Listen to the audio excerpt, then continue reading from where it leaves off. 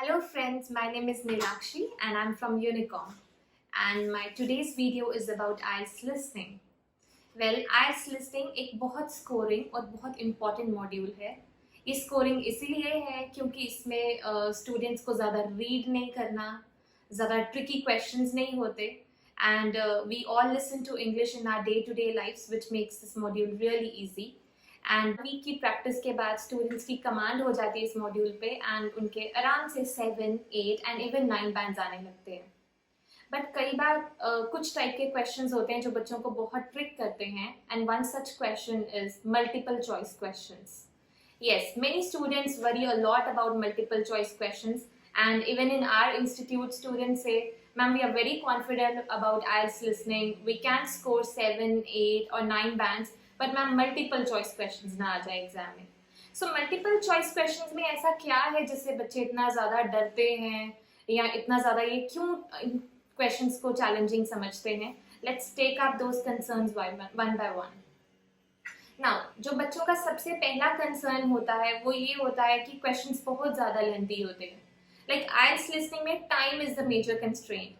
हमेशा आपको कुछ क्वेश्चंस रीड करने के लिए you get only 30 seconds which are not enough. So कई बार क्या होता है, बच्चे पहले 3 क्वेश्चंस ही पढ़ रहे होते हैं, बाकी के क्वेश्चंस रह गए होते हैं and the audio starts. So ultimately उनको समझ नहीं आता, वो वैसे ही पैनिक हो जाते हैं.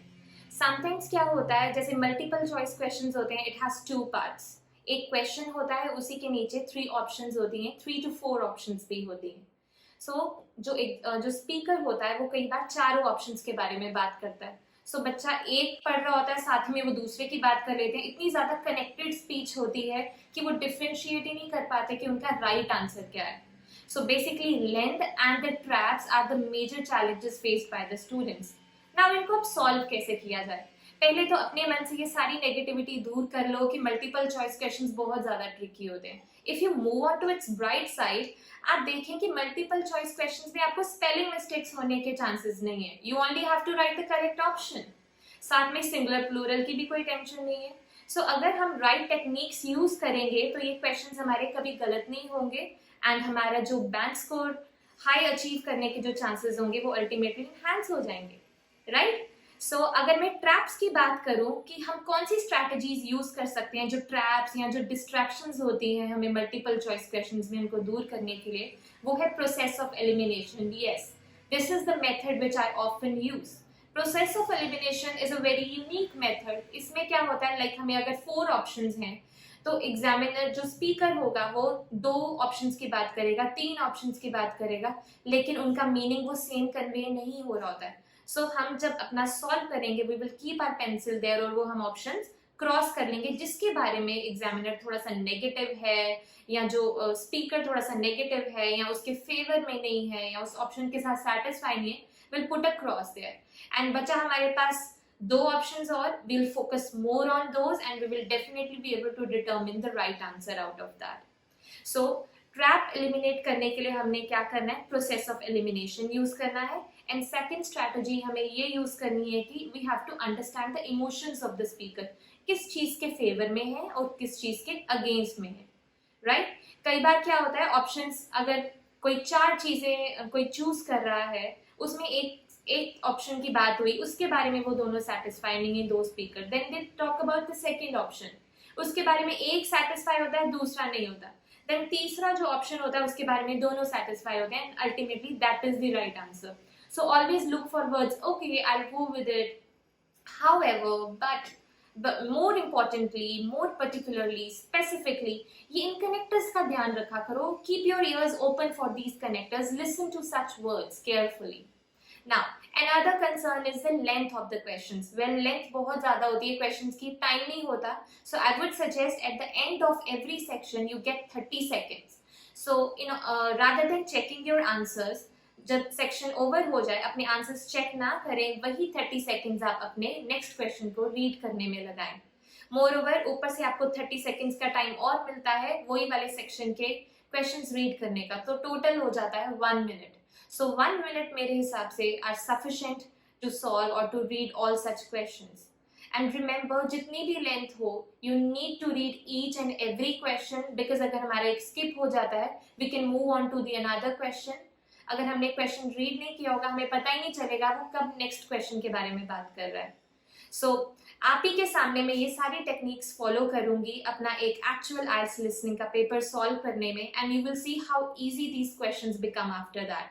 सो ये वीडियो स्टार्ट होने से पहले इस जो मैं क्वेश्चन सॉल्व करने वाली हूँ इससे पहले I request you please bring your pen और पेंसिल और मेरे साथ साथ ये लिसनिंग के क्वेश्चन सॉल्व करें और आप देखिएगा कि आपकी कितनी ज़्यादा इंप्रूवमेंट होती है. आपको कभी भी मल्टीपल चॉइस क्वेश्चंस डराएंगे नहीं, राइट?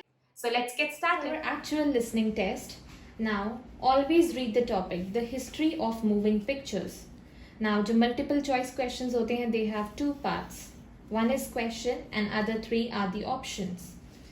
See, कुछ answers, कुछ questions इसमें से short है and कुछ long है. So make sure आपको जितने 30 seconds मिले हैं, आप उसमें ये सारे questions read करें so that even if you skip one of them, you would be knowing कि उसने अब अगले क्वेश्चन की बात की है, राइट? नाउ होता क्या है, जो आइल्स लिसनिंग होती है, at the end of each section the examiner gives you 30 seconds to read the answers और to check your answers. But वो वाला टाइम भी हमने अपने नेक्स्ट क्वेश्चंस को रीड करने में लगाना है, स्पेशली जब अगला सेट ऑफ क्वेश्चन हमारा मल्टीपल चॉइस क्वेश्चन हो. Now let's take a look at the question. We have 7 questions here now, which are very long to solve in 30 seconds. Now we'll try our level best to see how it goes. Some photographs of a horse running showed. कुछ जो photographs थी horse running की, what do they show? All feet off the ground, क्या सारे पाँव ऊपर थे, या at least 1 feet off the ground, क्या एक ही फीट ऊपर था ग्राउंड से, या 2 feet off the ground, 2 feet off the ground, या दोनों feet off the ground थे. Next question, the Scotsman employed by Edison, जो Scotsman in Edison के द्वारा employ किया गया था, he designed a system to use the technology Edison had invented, या उसने use की available technology to make a new system, उसने जो ऑलरेडी एग्जिस्टिंग टेक्नोलॉजी थी उसका यूज़ किया नया सिस्टम डेवलप करने में, या वो ऑलरेडी एक एक्सपर्ट था मोशन पिक्चर्स टेक्नोलॉजी में. सो ये स्कॉट्समैन की यहाँ पर बात हो रही है, इसने क्या किया. Now the third question is, one major problem with the first system was that. So one major problem, जो सबसे बड़ी प्रॉब्लम, सबसे एक प्रॉब्लम जो दी है फर्स्ट सिस्टम के साथ, वो कौन सी थी? कि only 1 person could be film, कि सिर्फ एक पर्सन की ही फिल्म बनाई जा सकती थी, या people could only see very short films, लोग सिर्फ वेरी शॉर्ट फिल्म्स देख सकते थे, या the camera was very heavy. Make sure while you are reading the question underline important adjectives, nouns, right? Don't just read the helping verbs, उससे हमारी length चली जाएगी and we will not be able to read the questions in time. So our next question is, rival system started to appear in Europe. जो rival system था वो Europe में start हुआ था आफ्टर, किसके बाद? After people had been told about the American system, जब लोगों को बताया गया था अमेरिकन सिस्टम के बारे में, या जब लोगों ने अमेरिकन सिस्टम देखा था, या जब लोगों ने अमेरिकन सिस्टम यूज किया था. तो मेक श्योर आप सिर्फ वर्ब्स अंडरलाइन कर रहे हैं, एडजेक्टिव्स अंडरलाइन कर रहे हैं, हेल्पिंग वर्ब्स आपने इग्नोर करने हैं. Now in 1985 a famous new system, famous नया सिस्टम कोई डेवलप हुआ था. बाय किसने डेवलप किया ये सिस्टम? फ्रेंच टीम जो अकेले काम कर रही थी, या फ्रेंच एंड जर्मन जो इकट्ठे काम कर रहे थे, या फ्रेंच टीम जिन्होंने वर्ड सिनेमा इंट्रोड्यूस किया था. Now longer films were not made at that time because of problems involving, किसकी वजह से लॉन्गर फिल्म्स नहीं बनती थी उस समय? किस में प्रॉब्लम्स होती थी? सब्जेक्ट मैटर में. Subject matter is your content. Camera में प्रॉब्लम होती थी, या फिल्म प्रोजेक्टर में प्रॉब्लम होती थी. Now last one is the Landon loop invention relied on. ये जो लैंडन लूप की इन्वेंशन थी, ये किस पे डिपेंड करती थी?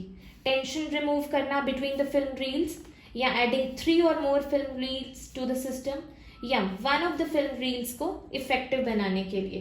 ये किस पे रिलाई करती थी, किस चीज पे डिपेंड करती थी, इसका मेन एम क्या था?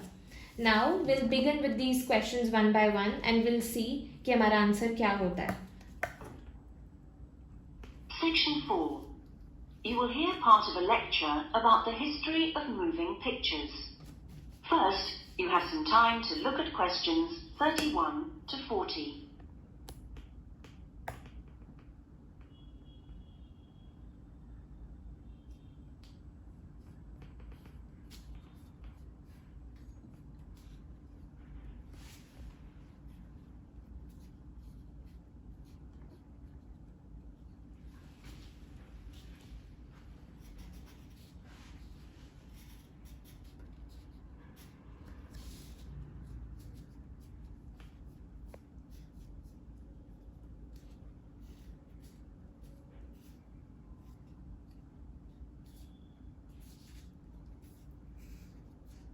Now listen carefully and answer questions 31 to 40.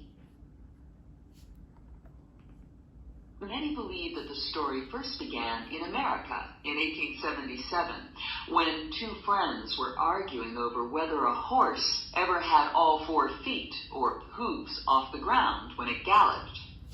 To settle the bet, a photographer was asked to photograph a horse galloping, and the bet was settled because you could see that all the hooves were off the ground in some of the photos. What was even more interesting was if the... Now, यहाँ पे हमने देखा कि जो speaker है वो बात कर रहा है कि स्टोरी अमेरिका में 1877 पे स्टार्ट हुई थी, जब दो कोई फ्रेंड्स आर्ग्यू कर रहे थे कि हॉर्स के 4 फीट ऊपर थे, ऑफ द ग्राउंड थे जब वो जा रहा था. ये बेट सेटल करने के लिए एक फोटोग्राफर बुलाया गया और उसको बोला गया कि आप एक फोटो क्लिक करो जब हॉर्सेस गैलप कर रहे हैं या भाग रहे हैं. तो उधर देखा गया कि all the feet were of the ground. Now आपने देखा कई बार जो स्पीकर होता है वो सारे ऑप्शंस की बात नहीं करता, कई बार एक ऑप्शन की ही बात करता है, कई बार 2 ऑप्शंस की बात करता है, कई बार 3 ऑप्शंस की बात करता है. But we got lucky here, यहाँ पे सिर्फ एक ही ऑप्शन की बात की. Now once you got the answer, directly move on to the next question rather than wasting time here. Photos were shown in quick succession. The horse looked like it was running.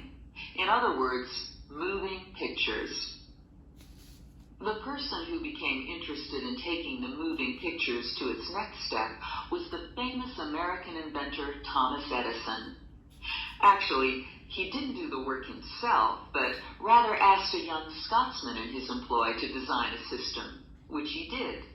Now, this young fellow was clever, because the first thing he did was study other systems, primitive as they were, of moving pictures, and then put all the existing technologies together to make the first entire motion picture system. He designed a camera, a projection device, and the film. The system was first shown in New York in 1894 and was really very popular. Apparently, people lined up around the block to see the wonderful new invention. There were, however, a couple of problems. Now, आपने देखा यहाँ पे इधर पहले Thomas Edison की बात हुई, फिर बताया कि जो काम था वो ज़्यादा स्कॉट्समैन जो उसने हायर किया था उसने किया. इन्होंने बोला जो एग्जिस्टिंग टेक्नोलॉजी थी, यहाँ पर एग्जिस्टिंग के लिए अवेलेबल टेक्नोलॉजी लिखा है, तो जो एग्जिस्टिंग टेक्नोलॉजी थी उसने वो यूज़ किया और एक नया सिस्टम डेवलप किया. उसने डिज़ाइन किया कैमरा. यहाँ पर बोल रहे हैं designed a system to use the technology Edison had invented. वो टेक्नोलॉजी नहीं जो एडिसन ने इन्वेंट की थी, इसने एक कैमरा डिजाइन किया, नॉट द टेक्नोलॉजी. तो ये वाला क्रॉस हो जाता है. So this is known as process of elimination, जो हम मल्टीपल चॉइस क्वेश्चंस में करेंगे. जो ऑप्शन की बात हो रही होगी, we have to move our pencil to the options they are talking about, and जिसके बारे में वो नेगेटिव होता है उस पर वहां पर क्रॉस लगा दें, और जो 2 ऑप्शंस बचेंगे उन पर फोकस करो, and after that you will get the right answer. Now moving on to next one. With the system. The camera weighed over 200 kilograms, and only one person at a time could see the film. Well now, news of the new system in America traveled fast, and a number of rival European systems. Now, वो बोल रहे हैं जो major problem थी वो ये था, camera 200 kilograms का था, इट वॉज वेरी हैवी. उसके बाद इन्होंने बोला 1 person could be filmed. ये कुड बी फिल्म नहीं, वहां पर एक इंसान ही फिल्म देख सकता था, सिर्फ एक इंसान एट अ टाइम फिल्म देख सकता था. हमारे पास ऑप्शन कितना ट्रिकी करके दिया है. Only 1 person could be film, सिर्फ एक पर्सन की ही फिल्म बनाई जा सकती थी. यहाँ फिल्म बनाने की बात नहीं है, सिर्फ एक ही पर्सन फिल्म देख सकता है. तो this is the wrong answer. And यहाँ पर इसकी जनरल बात हुई थी. This is not the answer. So our correct answer is C. Now अब आगे उन्होंने राइवल सिस्टम की बात की है. Let's see what they are talking about. Started to appear once people had heard about it. The single problem with all the systems was they couldn't really project the film onto a screen, so more than one person could see it. Then in 1895, 3 systems were. Now rival system start हुआ है. यहाँ पर भी जो speaker है उसने एक ही ऑप्शन की बात की. जब उन लोगों ने ये तब शुरू हुआ यूरोप में राइवल सिस्टम, जब लोगों को बताया गया अमेरिकन सिस्टम के बारे में, जब लोगों ने सुना अमेरिकन सिस्टम के बारे में. ना तो यहाँ देखने की बात हुई है, ना अमेरिकन सिस्टम यूज होने की बात हुई है. So the correct answer is a. Were all developed more or less at the same time and independently of each other. I guess the most famous of these was by the Lumiere brothers from France, and they called their system the cinematograph, which of course is where the word cinema comes from. There were also 2 brothers in Germany who developed a successful system, and they called it a bioscope. Well, now once the problem of projection had been solved, the next challenge for the inventors was to make the films long. Now यहाँ पर क्या है कि 1985 में famous new system आया. पहले उन्होंने बताया जो ल्यूमियर ब्रदर्स थे उन्होंने ये फेमस सिस्टम बनाया. उसके बाद उन्होंने जर्मन ब्रदर्स के बारे में बात करना शुरू करी, जिन्होंने ये जो टर्म है बायोस्कोप निकाली, नॉट द सिनेमा. तो जर्मन की बात हुई है, but this is not the right answer. यहाँ पर फ्रेंच जो टीम थी, that means French brothers, Lumiere brothers ने फेमस सिस्टम इंट्रोड्यूस किया. So it is A. Now moving on to next. And more interesting. A continuing problem at the time was that the films had a tendency to break when they were being played, a problem which was caused by the tension between the 2 wheels, or reels as they are called, which hold the film. Now, this problem was. Now, यहाँ पर बताया है कि जब ये सारी चीजें हो गई, फिर लॉन्गर फिल्म्स नहीं बन पा रही थी उनसे. इन्होंने ये नहीं बोला कि कंटेंट बहुत ज़्यादा लंबा था या कंटेंट अच्छा नहीं था मूवीज़ का, ना ही कैमरा के बारे में बात की है. इन्होंने बोला reels which hold the film. So reels which hold the film, इसको रीफ्रेस करके यहाँ पर क्या लिखा है, फिल्म प्रोजेक्टर जिसपे फिल्म दिखाई जाती है, इसमें प्रॉब्लम थी. Next is Latham loop. Solved by 2 American brothers. They developed the Latham loop, which was the simple addition of a 3rd reel between the 2 main reels. And this took all the tension away, with the result that the film stopped snapping. Okay. Now इन्होंने लैंडम loop की बात की है.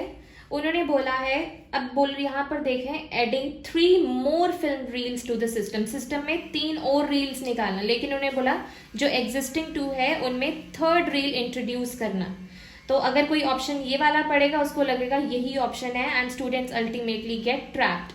लेकिन यहाँ पर क्या है, मेन एम क्या था इसका, टेंशन रिमूव करना between the film reels so that longer films बनाई जा सके. So A is the right answer. So I hope students आपने मेरे साथ ये लिसनिंग सॉल्व की होगी. Let me know what were your answers and what went wrong.